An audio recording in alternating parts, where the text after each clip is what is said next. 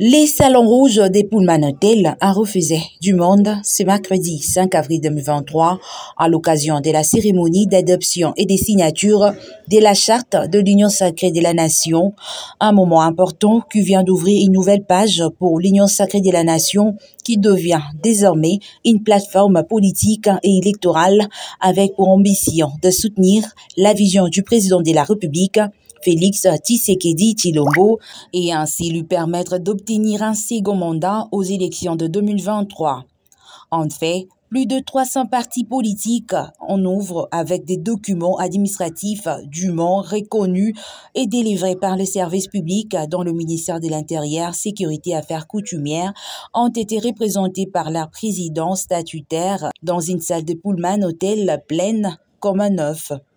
Dans une ambiance bouillante, la cérémonie a débuté par le mot de bienvenue du Premier ministre, le camarade Jean-Michel Samalou Kondé, membre du Présidium de l'Union sacrée de la Nation. Il a exprimé sa satisfaction de voir un grand nombre rejoindre l'appel et la vision du chef de l'État, Félix-Antoine Tshisekedi Tshilombo, haute autorité politique et initiateur de l'UCN qui consiste à refonder la République démocratique du Congo. Le président de l'Assemblée nationale, Christophe Mbosso-Koudia, également membre du Présidium, a rappelé l'historique de la renaissance de l'Union sacrée par Félix-Antoine Tshisekedi Tshilombo, qui avait mis fin à la coalition AFC-SICACH. Il a saisi cette opportunité pour appeler le parti politique, membre de la plateforme du chef de l'État, à adhérer aux valeurs et aux principes prônés par son initiateur.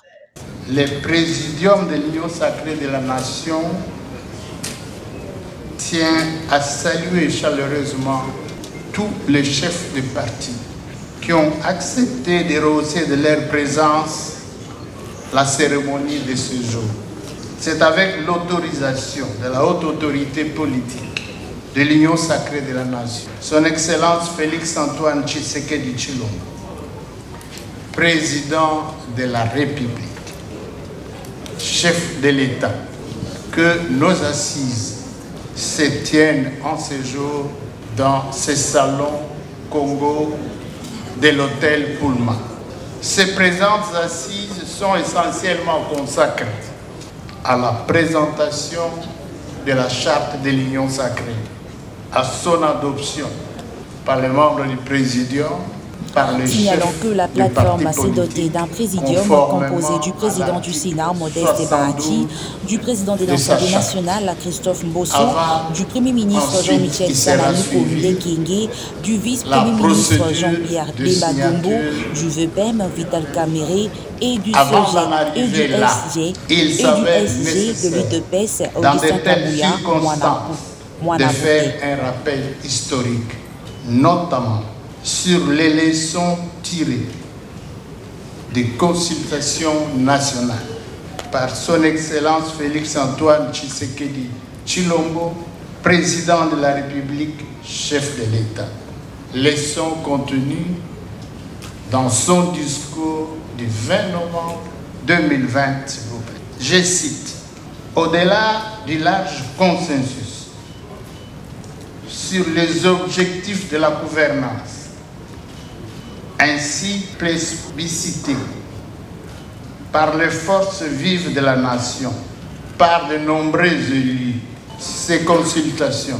ont également mis en évidence à une écrasante majorité les rejets de la coalition entre le Front commun pour le Congo et le CAP pour le changement. Cette triste conclusion intervient après 2 années d'efforts inlassables pour préserver l'essentiel au sein de la coalition. 2 années de grâce qui n'auront malheureusement pas réussi à éviter une situation de crise persistante et de défiance inacceptable entre les institutions de la République dont je suis le seul garant, disait le président Tshisekedi. C'est pourquoi il poursuit. J'ai décidé de faire porter les grands projets de refondation du pays par l'ensemble des forces vives politiques et sociales que compte notre pays au sein d'une union sacrée de la nation.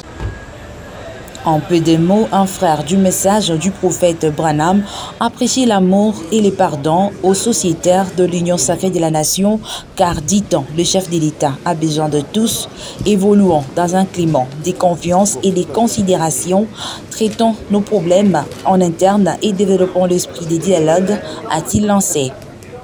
Après ces interventions, la charte de l'Union sacrée de la nation a été adoptée par l'ensemble des présidents du parti politique présents dans la salle et tous ont apposé leur signature sur la dite charte.